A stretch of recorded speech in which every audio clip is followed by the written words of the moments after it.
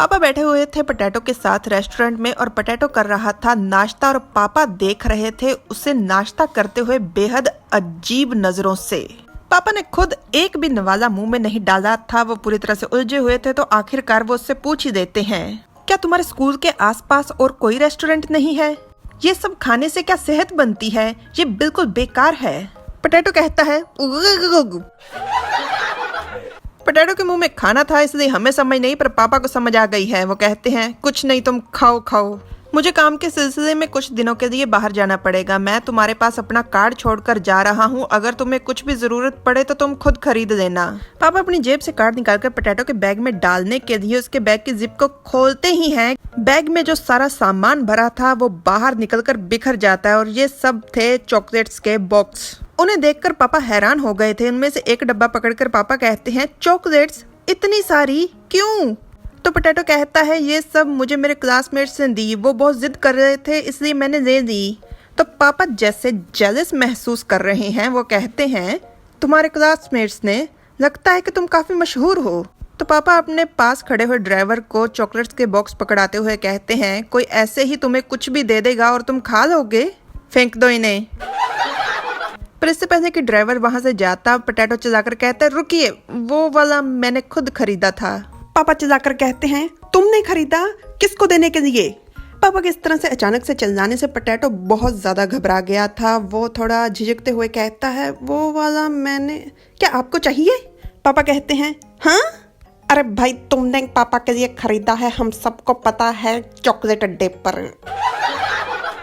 Potato नहीं बताता, पर पापा पोटैटो की रग रग को अच्छे से जानते हैं, इसलिए वो ड्राइवर से कहते हैं कि इस वादे को गाड़ी में रख दो, बाकी सबको फेंक दो। और अच्छा यही होगा कि तुम बड़ों के साथ इस तरह के मजाक करने बंद कर दो, वरना मैं तुम्हें बहुत ज्यादा पीटूंगा। और हाँ, ज्यादा सब्जियां खाया करो। पापा खुश हैं परंतु दिखाएंगे नहीं। जब तुम खाना खत्म कर लोगे मैं तब जाऊंगा, इसलिए जल्दी से खाओ और इस तरह से हंसना बंद करो, बिल्कुल बेवकूफ लगते हो।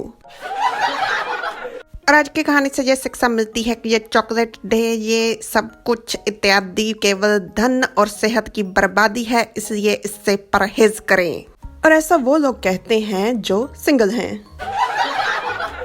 वैसे सच बात ये है कि ये बिल्कुल पैसे और सेहत की बर्बादी है। इसे कंपनियां मशहूर करती हैं ताकि उनका सामान ज्यादा से ज्यादा बिके। वैसे यूरोपियन और अंग्रेज तो कभी भी हमारी दिवाली, बैसाखी, होली इत्यादि नहीं मनाते, तो फिर हम ये डे वे क्यों मनाते हैं? और वैसे भी आज हम ये डे वे मनाने के काबिल इसलिए हैं क्योंकि हम आज़ाद हैं। इस आज़ादी में महत्वपूर्ण योगदान देने वाले क्रांतिकारियों जैसे कि भगत सिंह, राजगुरु और सुखदेव और अन्य क्रांतिकारियों को इन्हीं दिनों फांसी की सजा सुनाई गई थी। वैसे पाकिस्तान को भी आज़ादी इन्हीं क्रांतिकारों ने दिलाई, पर पाकिस्तान ने तो कभी उन्हें इज्जत दी ही नहीं, पर अब भारत भी उन्हें भूलता जा रहा है। वैसे बाकी सब क्रांतिकारों को तो हमारा देश वैसे भी भूले जा रहा था। अब भगत सिंह के नाम की भी छुट्टी रद्द कर दी गई है। इसका कारण सिर्फ एक है कि कोई भी सरकार नहीं चाहती कि सरकार के खिलाफ जाने वाली सोच जिंदा रहे, इसलिए उनके नाम के साथ साथ इस सोच को खत्म करने की कोशिश है।